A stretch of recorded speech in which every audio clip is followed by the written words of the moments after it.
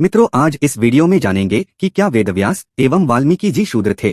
इस वीडियो के माध्यम से प्रामाणिकता से सिद्ध करूंगा कि वेदव्यास और वाल्मीकि जी शूद्र नहीं थे बल्कि ब्राह्मण थे। तो बने रहिए पूरे वीडियो के साथ। तो जय सीताराम मित्रों, स्वागत है कथामृत यूट्यूब चैनल पर। मित्रों, जो लोग अपने को सर्वज्ञानी मानते हैं, जिन्होंने संपूर्ण ग्रंथों को घोटकर पी लिया है, कृपया वे लोग इस वीडियो से दूर ही रहें। मित्रों, वेदव्यास एवं वाल्मीकि जी शूद्र थे या नहीं, इस विषय पर समाज में पर्याप्त विवाद होते रहते हैं। इसमें हास्यास्पद बात यह होती है कि दोनों ही पक्षों के अधिकांश लोगों ने या तो मौलिक ग्रंथों को बिना पढ़े ही सुनी सुनाई बातों के आधार पर अपनी धारणा बनाई होती है, अथवा किसी एक ही ग्रंथ के एक ही प्रकरण के ऊपर, जिससे पूर्व प्रसंगों का पूरा बोध संभव नहीं होता है, उन पर आश्रित होते हैं। वाल्मीकि एवं वेदव्यास दोनों ही सनातन धर्म में देवता तुल्य पूज्य हैं। सर्व देवावाहन प्रकरण के अनुसार पुराणों में याजक के लिए जो मंत्र हैं, उसमें यह श्लोक है: अहमा वाहिष्यामि वाल्मीकिं तपसाम निधिम वाल्मीके त्वमिहाभ्येहि वेदोद्धरण तत्पर व्यासमा वाहिष्यामि वेद व्यासम जगत गुरुम वेदव्यास त्वमभ्येहि सर्वधर्म प्रदर्शक।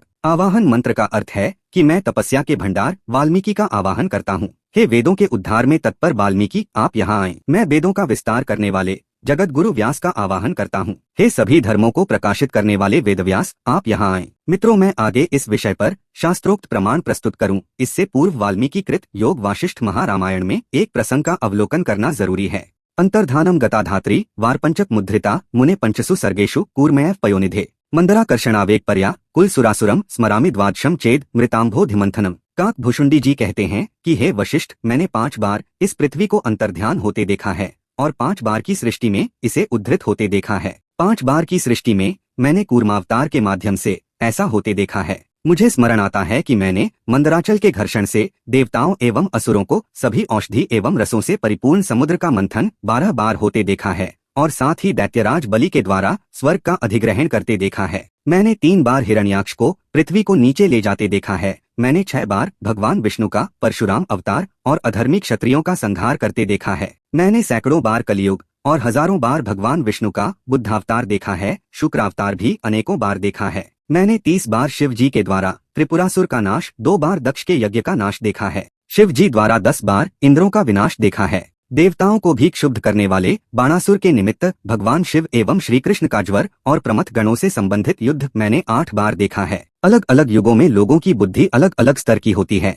अतएव हे मुने, क्रिया पाठ आदि की विचित्रता से वेदों को प्रकाशित किया गया है। एक ही अर्थ किंतु अलग अलग पाठों से भरे हुए युगों युगों में कई पुराणों का परिवर्तन हुआ है। फिर अलग अलग युगों में उन्हीं पुराण एवं वेदों के ही समान इतिहास ग्रंथों की भी रचना होती है।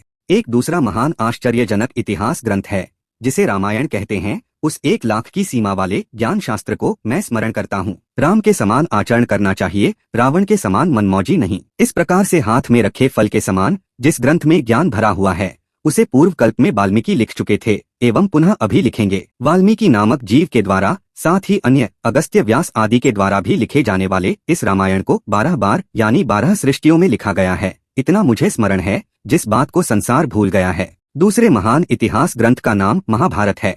इसे पहले व्यास ने लिखा था। व्यास के साथ ही अन्य जैमिनी आदि के द्वारा भी इसे 7 बार लिखा गया है, ऐसा मुझे स्मरण है, किंतु शेष जन इसे भूल चुके हैं। हे मुनीश्वर, अलग अलग युगों में शास्त्रों के बहुत से विचित्र आख्यानक लिखे गए और समाप्त हो गए, जिनका मुझे स्मरण है। हे साधो, मैं माया से निर्मित इस संसार में इस प्रकार अनेकों युगों के अनेकों घटनाओं को बारंबार देखता हूँ और स्मरण करता हूँ। राक्षसों के संहार के लिए विष्णु का धरती पर जो अवतार लेते हैं, उसमें राम नाम का यह उनका 11वां जन्म होगा। जैसे सिंह हाथी को विदीर्ण कर देता है, वैसे ही नृसिंह अवतार में हिरण्यकश्यप को भगवान विष्णु ने जब मारा था, उस घटना को मैंने 3 बार देखा है। पृथ्वी के भार को हरण करने के लिए वसुदेव के घर में भगवान श्री कृष्ण का जो जन्म होता है, वह अब 16वीं बार होगा। संसार भ्रम के समान है और कुछ नहीं। जैसे पानी में बुलबुला होता है, वैसे ही संसार को समझना चाहिए। मित्रों, इन प्रमाणों में यह ध्यान दें कि काक भुषुंडी जी को जितना याद था, उन्होंने उतना ही बताया है, किंतु यह बात इतनी ही नहीं है। लोमश बकदालभ्य जैसे योगीश्वर इससे भी आगे की दृष्टि रखते हैं।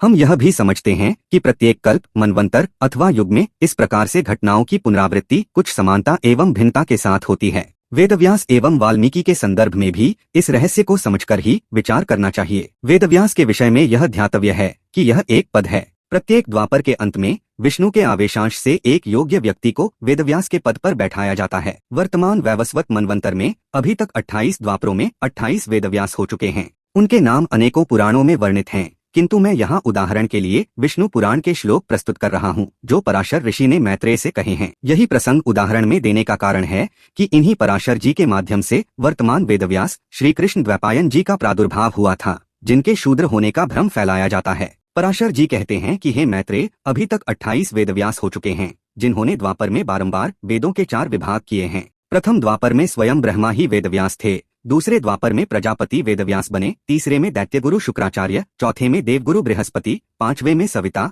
छठे में मृत्युदेव वेदव्यास बने, सप्तम में इंद्र, आठवें में वशिष्ठ, नवें में सारस्वत, 10वें में त्रिधामा ऋषि वेदव्यास बने, 11वें में त्रिशिख और 12वें में भरद्वाज बने। भरद्वाज के बाद गौतम, गौतम के बाद वे वेदव्यास बने जिनका नाम हर्यात्मा है। उनके बाद वाजश्रवा, फिर कलाओं की क्षीणता वाले चंद्रमा शुष्कायन, फिर राजर्षि तृणबिंदु यानी रावण के पिता विश्रवा के नाना वेदव्यास बने। उनके बाद ऋक्ष, फिर भार्गव, फिर वाल्मीकि वेदव्यास बने। वाल्मीकि के बाद मेरे पिता शक्ति और उनके बाद मैं यानी पराशर वेदव्यास बने। मेरे बाद जातुकर्ण और उसके बाद मेरे पुत्र श्री कृष्ण द्वैपायन वेदव्यास बने। वर्तमान में वेदव्यास यही हैं। इन्होंने ही एक वेद के 4 विभाग किए। जब मेरे पुत्र कृष्ण द्वैपायन का कार्यकाल समाप्त हो जाएगा, फिर भविष्य में जो द्वापर युग आएगा उसमें द्रोण पुत्र अश्वत्थामा वेदव्यास का पद संभालेंगे। जिन्हें शूद्र कहकर प्रचारित किया जा रहा है वे वर्तमान के श्री कृष्ण द्वैपायन वेदव्यास ही हैं। मित्रों, ऐसा दुष्प्रचार करने वाले लोगों ने शायद ही इन वेद व्यास परंपरा के आचार्यों का नाम सुना होगा। सर्वप्रथम हम इन्हीं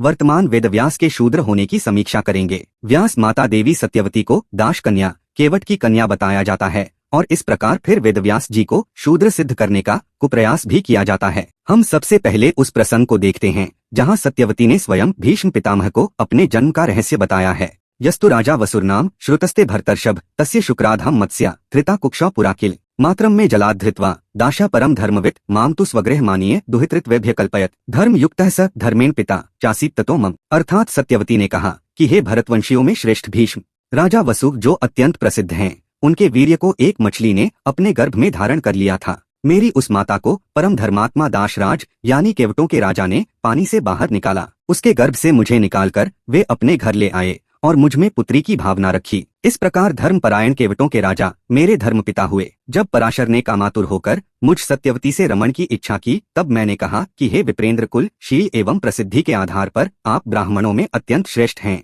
धर्म के रहस्य को जानने वाले भी हैं। फिर अनार्य भाव का आश्रय लेकर मुझे मछली की दुर्गंध से युक्त देखकर भी कैसे आ गए हैं। हे स्पष्ट एवं सार्थक बुद्धि वाले ब्राह्मण, मेरे इस शरीर में आपको क्या शुभता दिख गई कि आप मुझसे संबंध स्थापित करना चाहते हैं, कामातुर होकर मेरे समीप आ रहे हैं? क्या आप अपने धर्म को नहीं जानते? हे मुनि श्रेष्ठ, मैं दुर्गंध से भरी हुई हूँ, फिर आपको क्या मुझसे घृणा नहीं होती? समान स्तर की सुंदरता वालों में ही कामोपभोग सुखदायी होता है। मेरे इस प्रकार कहने पर क्षण मात्र में ही ऋषि पराशर ने मुझे अपने योगबल से योजन भर तक कमल के समान सुगंध वाली सुंदर एवं श्रेष्ठ मुख वाली स्त्री के रूप में परिणत कर दिया। साथ ही गर्भाधान करने के बाद यह वरदान भी दिया। श्रीमद्देवी भागवत महापुराण के स्कंध 2 अध्याय 2 में श्लोक 30-35 के अनुसार श्रीणु सुंदरी पुत्रस्ते विष्णुवंश संभवः शुच्यः भविष्यति च विख्यातस्त्रैलोके वर वर्णिनी केनचित् कारणेनाहं जातः कामातुरस्त्वयि कदापि च न सम्मोहो भूतपूर्वो वरान्ने। पराशर ने कहा, हे सुंदरी, तुम्हारा पुत्र अत्यंत पवित्र विष्णु के अंश से उत्पन्न होगा। हे श्रेष्ठ रूप वाली, वह तीनों लोकों में विख्यात होगा।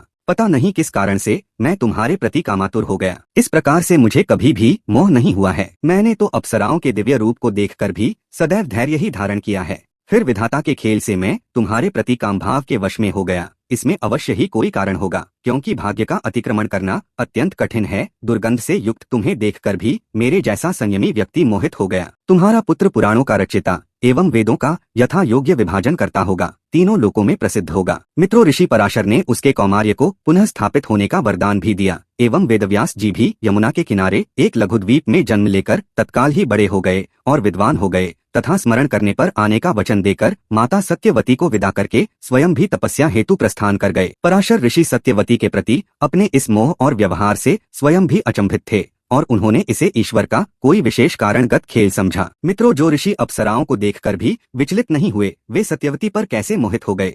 इसका कारण हमें इस प्रसंग से प्राप्त होता है। ऋषि पराशर योग्य पुत्र की कामना से नर्मदा के दक्षिण तट पर तपस्या कर रहे थे। तपस्या से प्रसन्न होकर देवी ने उन्हें वरदान मांगने को कहा। मित्रों, इस प्रसंग को स्कंद पुराण में अवंती खंड के अध्याय 76 में श्लोक 5-6 में आप पढ़ सकते हैं। ऋषि पराशर ने कहा, हे देवी, यदि आप मुझसे संतुष्ट हैं और मुझे वर देना चाहती हैं, तो सत्य एवं पवित्रता आदि गुणों से युक्त पुत्र का वरदान दीजिए। सभी शास्त्रों में दक्ष, वेदाभ्यास में तत्पर पुत्र मुझे चाहिए, साथ ही इस तीर्थ में आपका सदैव वास हो।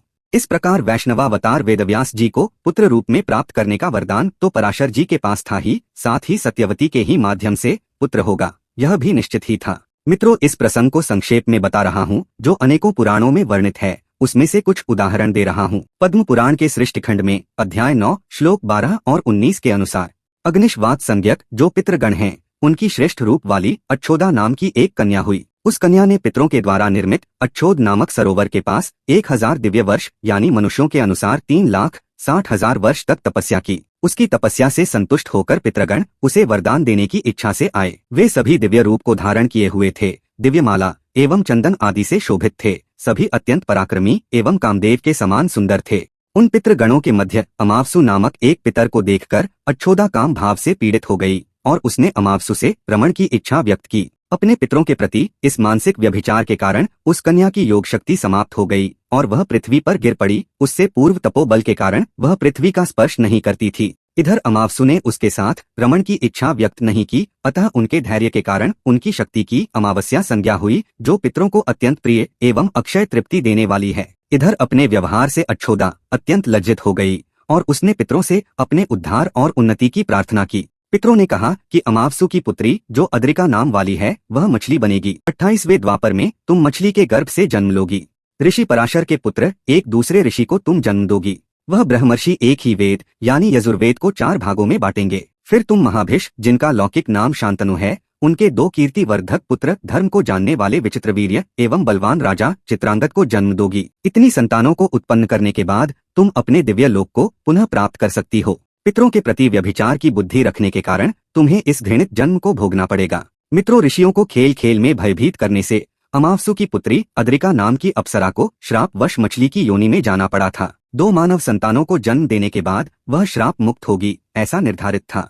उसकी 2 संतानों में एक सत्यवती नाम वाली पुत्री और दूसरा मत्स्य नामक पुत्र हुआ। इसी मत्स्य ने मत्स्य नामक नगर बसाया, जहाँ बाद में राजा विराट का शासन हुआ और पांडवों ने अज्ञातवास बिताया था। यह सब वर्णन महाभारत में विस्तार से वर्णित है। जब पराशर ऋषि ने सत्यवती से रमण की इच्छा की, अपने प्रति काम मुग्ध पराशर को देखकर कन्या सत्यवती ने कहा कि हे ब्राह्मण श्रेष्ठ, मैं केवटों के घर की दासी हूँ। केवटों के स्वामी की आज्ञा से मैं नाव की रक्षा करती हूँ। मैंने जो कहा है उसे आप स्वयं भी जान सकते हैं। इस प्रकार कहे जाने पर पराशर ने ध्यान लगाकर सारी बात जान ली और कहा कि हे पवित्र आचरण वाली, मैंने ध्यान से सारी बात जान ली है कि तुम्हारा जन्म कैसे हुआ है। तुम किसी केवट की पुत्री नहीं हो, अपितु राजकन्या हो। कन्या ने पूछा, यदि ऐसा है तो बताएं कि मेरे पिता कौन हैं, किसके गर्भ से मेरा जन्म हुआ और किसके वंश में मैं आई हूँ, फिर मैं केवट की बेटी कैसे बनी। पराशर जी ने उसे सारा वृत्तांत बताया। मित्रों, जिसे मैं संक्षेप में बता रहा हूँ। अत्यंत विस्तृत जानकारी के लिए गुरु एवं ग्रंथ की प्रत्यक्ष शरण ग्रहण करें। मित्रों, उपरिचर वसु नाम के अत्यंत पराक्रमी राजा हुए हैं। एक बार वे वन में गए हुए थे। उसी समय उनकी गिरिका नाम की रानी ऋतुस्त्राता हुई। वन की सुंदरता को देखकर और रानी का चिंतन करके राजा वसु का वीर्य स्खलित हो गया और उन्होंने कृत्रिम गर्भाधान के निमित्त उसे एक दोने में स्थापित करके प्रशिक्षित बाज के द्वारा अपने महल में भिजवाया। उस बाज को मार्ग में एक अन्य पक्षी ने देखा कि यह मांस ले जा रहा है। ऐसा समझकर उसने आक्रमण कर दिया। छीना झपटी में वह दोना यमुना में गिर गया, जहाँ श्राप वश मछली के रूप से निवास कर रही अद्रिका नाम की अप्सरा उसे ग्रहण करके गर्भवती हुई एवं बाद में उसके गर्भ से सत्यवती तथा राजा मत्स्य का जन्म हुआ। बाद में उस कन्या का पालन पोषण केवटों के राजा ने अपनी पुत्री बनाकर किया। इस कथा का वर्णन अनेकों ग्रंथों में है, किंतु आपको महाभारत के आदि पर्व में अध्याय 64 श्लोक 73-76 को पढ़ना चाहिए। इन सब कथाओं में किसी को संदेह या अविश्वास नहीं करना चाहिए। सत्यवती का जन्म मछली के पेट से और महिषासुर का जन्म भैंस के गर्भ से हुआ। पहले भी वसुदेव के पुत्र बलराम, जो देवकी के गर्भ स्थानांतरित हो गए थे, रोहिणी के गर्भ से उनके पुत्र बने। देवताओं महर्षियों के श्राप तथा वरदान से अप्राकृतिक कर्म भी संभव हो जाते हैं। जैसे मुनियों के श्राप के कारण सांब के गर्भ से मूसल निकला, तो मुनियों के मंत्र बल के प्रभाव से राजा युवनाश्व ने पुरुष होने पर भी गर्भधारण कर लिया था। इस प्रकार से शास्त्रीय प्रमाणों के आधार पर पराशर मुनि का चरित्र भी निर्मल सिद्ध होता है एवं वेदव्यास जी भी वैष्णवावतार ऋषि यानी ब्राह्मण ही सिद्ध होते हैं। अब आइए ऋषि वाल्मीकि पर चर्चा करते हैं। इनके विषय में पर्याप्त विवाद है। विभिन्न विद्वान ये 2 प्रधान मत जरूर रखते हैं। पहला है कि वाल्मीकि पहले डाकू थे, बाद में मरा जपकर ऋषि बने। दूसरा मत रखते हैं कि डाकू वाल्मीकि अलग थे एवं रामायणकार वाल्मीकि अलग थे। मैंने इस विषय में शास्त्रों के अध्ययन से जो बातें समझी हैं उन्हें यथावत प्रस्तुत करूंगा। कुछ विद्वान कहते हैं कि नाभा दास जी ने भक्तमाल में वाल्मीकि को रत्नाकर नामक डाकू बताया है। उससे पूर्व कहीं उनके डाकू होने का वर्णन नहीं मिलता है। इस संदर्भ में वे वाल्मीकि रामायण के इस श्लोक का प्रमाण बहुतायत से देते हैं। प्रचेत सोहम दशमः पुत्रो राघव नंदन न स्मराम्य नृतम वाक्य मिमौतु तव पुत्रकौ बहुवर्ष सहस्राणी तपश्चर्या मया कृता नोपाशनियाम फलम तस्या दुष्टेयम यदि मैथिली। सीता शपथ ग्रहण के प्रसंग में ऋषि वाल्मीकि ने कहा कि हे राम, मैं प्रचेता यानी मित्रा वरुण का 10वां पुत्र हूँ। मैंने इससे पूर्व कभी झूठ बोला हो ऐसा मुझे स्मरण नहीं आता। ये दोनों कुश एवं लव आपके ही पुत्र हैं। मैंने हजारों वर्षों तक तपस्या की है। यदि सीता जी का चरित्र अशुद्ध है तो उस तपस्या का फल मुझे ना मिले। देव मंडल में मित्रा वरुण के अन्य पुत्र जैसे अगस्त्य, वशिष्ठ आदि की ब्राह्मण संज्ञा है। अगस्त्य ने अपना दूसरा तथा वशिष्ठ ने तीसरा जन्म मित्रा वरुण के अंश से ही लिया था। सायणाचार्य ने ऋग्वेद भाष्य में प्रचेत सह प्रकृष्ट ज्ञानाः लिखा है, अर्थात अत्यंत श्रेष्ठ ज्ञान के युक्त होने से प्रचेता यानी प्रचेतस कहते हैं। जैसा कि मित्रों मैंने परम चिरंजीवी काकभूषुंडी जी के वचनों से सिद्ध किया था कि अनेकों कल्पों में अनेकों रामायणों के लेखन के लिए अनेकों बार वाल्मीकि आए, तो मित्रों उनमें से ही कुछ प्रधान उदाहरण मैं प्रस्तुत करता हूँ। मैं संक्षेप में ही सारभूत शब्दों में कथानकों का वर्णन कर रहा हूँ। त्रेता युगे चतुर्विंशे भृगुवंशोद्भवेन्तु वाल्मीकिना तु रचितम स्वमेव चरितम शुभम रामाख्यानम महापुण्यम श्रोतनाम विष्णुलोकदम। अर्थात 24वें त्रेता युग में भृगुवंश में उत्पन्न वाल्मीकि के द्वारा राम जी का शुभ चरित्र जो अत्यंत पुण्यदायी है लिखा गया, जिसे सुनकर श्रोतागण विष्णुलोक को प्राप्त करते हैं। मित्रों सर्वप्रथम हम उस कथा का वर्णन करेंगे जब भृगुवंश में वाल्मीकि ऋषि का जन्म हुआ था। सनत कुमार कहते हैं कि हे वेदव्यास, पूर्व काल में भृगुवंश में उत्पन्न सुमति नाम के एक ब्राह्मण थे। उनकी अत्यंत सुंदर एवं यौवन संपन्ना कौशिकी नाम की पत्नी थी। उनका पुत्र जब उत्पन्न हुआ तो उसका नाम अग्निशर्मा रखा गया। अपने पिता के कहने पर भी अग्निशर्मा की रुचि शिक्षा दीक्षा वेदाभ्यास आदि में नहीं थी। बहुत समय बीतने पर उस क्षेत्र में घोर अकाल पड़ा, जिस विपत्ति से बचने के लिए सुमति नाम वाले वे ब्राह्मण अपनी पत्नी एवं पुत्र के साथ दक्षिण दिशा में स्थित अपने देश से दूर एक जंगल में चले गए। उस जंगल में आभीर जाति के कुछ लुटेरे रहते थे। उन्हीं के साथ अग्निशर्मा की संगति हो गई। उसके बाद वन के मार्ग में आने वाले लोगों को वह पापी मारने लगा। अपने ब्राह्मण होने का, उसके कर्तव्य का उसे विस्मरण हो गया। उसने थोड़ा बहुत जो वेद आदि पढ़ा था वह भी भूल गया। उसे अपने गोत्र आदि का भी स्मरण न रहा। कुछ काल के बाद वहां से तीर्थ यात्रा हेतु उत्तम व्रत का पालन करने वाले सप्तर्षियों का आगमन हुआ। उन्हें देखकर मारने की इच्छा से अग्निशर्मा ने कहा कि तुम्हारे पास जो भी वस्त्र, छाता, खड़ाऊ आदि है वह सब उतार कर मुझे दे दो, क्योंकि मैं तुम्हें मारकर यमलोक पहुंचाने वाला हूँ। उसके वचन को सुनकर अत्रि मुनि ने कहा कि हमें कष्ट पहुंचाने का पाप करने का विचार तुम्हारे मन में क्यों आया? हम तो तपस्वी हैं, तीर्थ यात्रा पर निकले हैं। अग्निशर्मा ने कहा कि मेरे घर में मेरी माता, पिता, पुत्र एवं सबसे बढ़कर मेरी पत्नी है। उनके पालन पोषण के लिए ही मैं सब कुछ करता हूँ। यही विचार मेरे मन में आता है।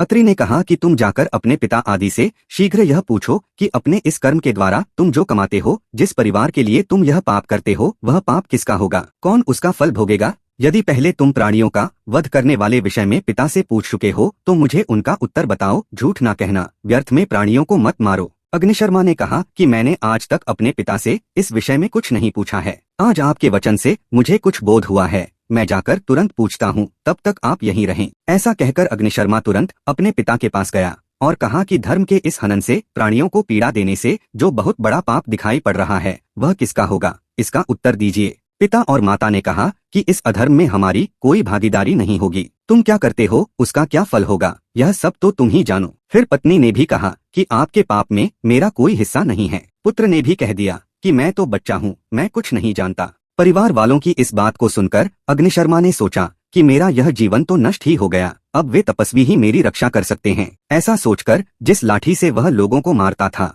उसे जमीन पर फेंककर अपने केशों को बिखेरकर दीन भाव से ऋषियों के आगे गिर पड़ा और प्रणाम करके कहा कि मेरे माता पिता, पत्नी या पुत्र कोई भी मेरा साथ देने के लिए तैयार नहीं है, इसलिए उनकी ओर से मुक्त होकर मैं आप सबकी शरण में आया हूँ।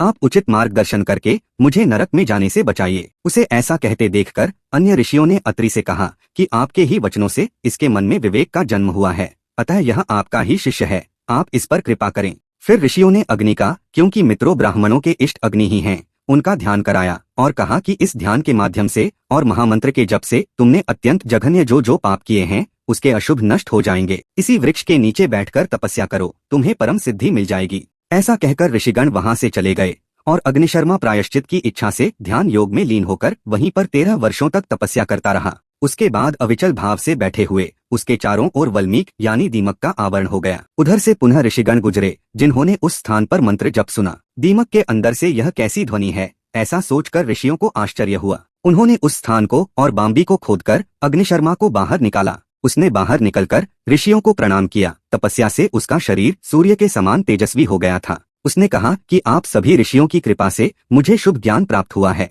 मैं पाप के कीचड़ में फंसा हुआ था, फिर आप सब ने मुझे यहाँ से उबारा। इसके वाक्य को सुनकर परम धार्मिक ऋषियों ने कहा कि पुत्र, तुमने एकाग्र चित्त से यहाँ तपस्या की है और वल्मीक यानी दीमक से ढक गए थे, इसीलिए आज से तुम्हारा नाम वाल्मीकि प्रसिद्ध होगा। ऐसा कहकर ऋषिगण तपस्या के लिए अलग अलग दिशाओं में चले गए। फिर तपस्वियों में श्रेष्ठ वाल्मीकि ने कुशस्थली में जाकर महादेव जी की आराधना की और उनकी कृपा से कवित्व शक्ति प्राप्त करके मनोरम काव्य, जिसे रामायण कहते हैं, उसकी रचना की। जिस स्थान पर उन्होंने शिवलिंग की पूजा की उसे वाल्मीकेश्वर शिवलिंग कहा जाता है, जिसके दर्शन मात्र से कवित्व शक्ति की प्राप्ति होती है। मित्रों, भृगुवंशी उपाख्यान के बाद कल्पांतर भेद से एक और कथा का वर्णन करते हैं, जिसमें वाल्मीकि जी के द्वारा राम राम के स्थान पर मरा मरा जपने की बात है। पूर्व कल्प में मृगव्याध नामक एक अधम ब्राह्मण रहता था। वह अपने हाथों में धनुष बाण को धारण करके ब्राह्मणों को मारता रहता था। ब्राह्मणों को मारकर वह उनका यज्ञोपवीत उतार कर अपमान करता हुआ रख लेता था और इस प्रकार उसने भीषण आतंक मचाया। मित्रों, ब्राह्मण का धन अमृत के समान होता है, क्षत्रिय का मीठे भोजन के समान, वैश्य का अन्न अन्न के समान और शूद्र का रुधिर के समान है। ऐसा समझता हुआ वह अधम ब्राह्मण शूद्र को छोड़कर शेष तीनों वर्णों को, उसमें भी विशेषकर ब्राह्मणों को बहुतायत से मारने लगा। ब्राह्मणों के इस नरसंहार से देवताओं को बड़ा भय हुआ और वे सब मिलकर ब्रह्मा जी के पास गए एवं पूरी बात बताई। ब्रह्मा ने सब सुनकर दुखी भाव से सर्वत्र विचरण करने वाले सप्तर्षियों को कहा कि आप उस व्यक्ति के पास जाएं। यह सुनकर मरीचि ने वशिष्ठ आदि सप्तर्षियों के साथ उस वन के लिए प्रस्थान किया जहां मृगव्याध रहता था। उन्हें वहां देखकर धनुष बाण धारण करने वाला मृगव्याध हंसता हुआ घोर वचन कहने लगा कि आज ही तुम सबको मार डालूंगा। उसकी बात सुनकर मरीचि आदि ने भी हंसते हुए कहा कि हमें भला तुम क्यों मारना चाहते हो? हे महाबली, तुम्हारा कुल और उद्देश्य क्या है? ब्राह्मणों के ऐसा पूछने पर उसने अपना कुल आदि बता दिया और कहा कि मैं तुम जैसे ब्राह्मणों को धन की इच्छा से मारता हूँ। ऐसा सुनकर ब्राह्मणों ने कहा कि हे धनुर्धर, तुम शीघ्र जाकर अपने परिवार वालों से पूछो कि ब्राह्मणों को मारने से उत्पन्न पाप को कौन कौन भोगेगा। ऋषियों की पवित्र दृष्टि से उसमें कुछ पवित्रता आ गई थी, सो ऐसा सुनकर वह क्रूर कर्मा ने अपने कुटुंब वालों से जाकर पूछा कि मैं पाप से जो धन लाता हूँ उसे जिस प्रकार तुम सब आपस में बांट लेते हो, उसी प्रकार से पाप को बांट लो। उसके वचनों को सुनकर लोगों ने कहा कि हम तुम्हारे पाप को नहीं भोगने वाले हैं, यह पृथ्वी सूर्य आदि इस बात के साक्षी हैं। ऐसा सुनकर मृगव्याध ने ऋषियों के पास जाकर हाथ जोड़कर कहा कि जिस प्रकार से मेरा पाप नष्ट हो आप उसे बताएं। तब ऋषियों ने कहा कि हम तुम्हें उत्तम मंत्र बताते हैं, उसे सुनो। राम नाम सभी पापों का नाश करने वाला है। जब तक हम लोग लौटकर तुम्हारे पास वापस नहीं आ जाते हैं तब तक तुम उसका ही उत्तम जप करो। ऐसा कहकर सप्तर्षि जन तीर्थ यात्रा पर चले गए और उस मृगव्याध ने मरा ऐसा जब 1000 वर्षों तक किया। जप के प्रभाव से उस वन में चारों ओर सुंदर नील कमल खिल गए, जिससे उस स्थल का नाम संसार में उत्पलारण्य प्रसिद्ध हुआ। इसके बाद सप्तर्षियों ने लौटकर उसे दीमक की बाम्बी से निकालकर देखा कि इसके पाप समाप्त हो गए हैं, यह शुद्ध हो गया है। उसकी तपस्या से सबको आश्चर्य हुआ। उन्होंने कहा कि तुम्हें वल्मीक यानी दीमक से बाहर निकाला गया है, इसीलिए आज से तुम्हारा उत्तम नाम वाल्मीकि होगा। हे महामते, तुम तीनों समय की बात जानने वाले त्रिकालदर्शी बनो। ऐसा कहकर सप्तर्षिगण अपने लोक को चले गए और वाल्मीकि मुनि ने 18 कल्पों की कथाओं का आश्रय लेकर 100 करोड़ की परिमिता वाले रामायण की रचना की। ऐसा ही एक कथा भाग और मिलता है जहाँ शमी मुख ब्राह्मण के पुत्र अत्यंत रौद्रकर्मा वैशाख का वृतांत है। मित्रों, यह प्रसंग बहुत बड़ा है, अतएव मैं संक्षेप में ही बता रहा हूँ। इसमें भी कुछ वैसी ही घटना घटित हुई है। यहाँ सप्तर्षिगण के समूह से अंगिरा ऋषि ने वैशाख नामक ब्राह्मण को, जो कुसंगति से डाकू बन गया था, उसे कहा कि तुम्हारे परिवार में कौन तुम्हारे पाप को ग्रहण करेगा, यह पूछकर आओ। परिवार वालों के साफ शब्दों में मना करने पर वैशाख को अपने कर्म का खेद हुआ और उसने अंगिरा के बताए मार्ग पर पूरी श्रद्धा से चलते हुए भगवान नाम का 1000 वर्षों तक जप किया। गुरुकृपा एवं भक्ति से उसे भूख प्यास आदि नहीं लगती थी। उसके बाद ऋषियों ने वापस आकर उसे दीमक के अंदर से निकाला। वैशाख ने अपने परिवार वालों के बारे में पूछा। ऋषियों ने कहा, हे मुने, यहाँ तपस्या हेतु रहते हुए तुम्हें अनेकों वर्ष बीत गए हैं। अब तक तो तुम्हारे परिवार के सभी लोग मर गए। हम लोग स्वयं ही इस स्थान पर बहुत लंबे समय के बाद आए हैं। तुमने भी गुरु मंत्र के प्रभाव से तपस्या में सिद्धि प्राप्त कर ली है, इसमें संशय नहीं है। तुमने वल्मीक यानी दीमक की बाम्बी में रहते हुए एकाग्र चित्त से मंत्र का ध्यान किया है इसीलिए तुम वाल्मीकि के नाम से प्रसिद्धि प्राप्त करोगे। तुम्हारी जिह्वा पर इच्छानुसार सरस्वती का वास होगा। उसके बाद तुम रामायण की रचना करके मोक्ष को प्राप्त कर जाओगे। मित्रों, इस प्रकार हम अलग अलग कल्पों की घटनाओं एवं ग्रंथों के प्रमाणों के आधार पर यह देखते हैं कि वाल्मीकि शूद्र नहीं थे, वे वास्तव में ब्राह्मण ही थे, किंतु कुसंगति से डाकू बन गए थे। बाद में ऋषियों की कृपा एवं अपने परिश्रम से वे शुद्ध हुए और पुनः मित्रावरुण प्रचेता के माध्यम से नया शरीर भी धारण किया। अभी जो शूद्र वर्णगत वाल्मीकि जाति है, वह वाल्मीकि के वनवासी पूर्व स्वरूप के चिंतन के आधार पर ही सामाजिकता को प्राप्त हुई है। इस प्रकार से वेदव्यास एवं वाल्मीकि का ब्राह्मण होना सिद्ध होता है। तो मित्रों, यदि जानकारी पसंद आई हो और आपने अभी तक कथामृत को सब्सक्राइब नहीं किया है तो सब्सक्राइब जरूर करें। सबको राम राम।